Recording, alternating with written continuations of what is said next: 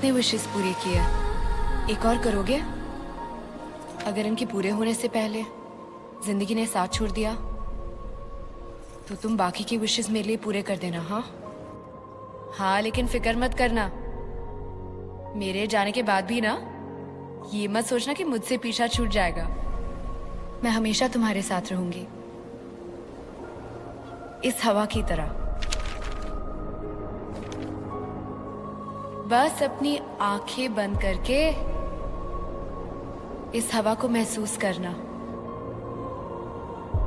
जब ये तुम्हारे चेहरे को छुएगी तब समझ लेना कि ये मैं हूं।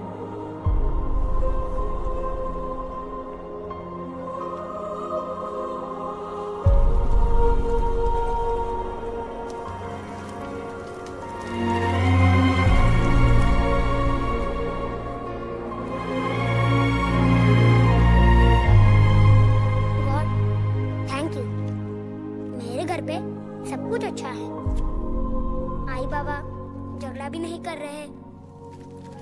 आप प्लीज इसी तरह सबको हैप्पी रखना।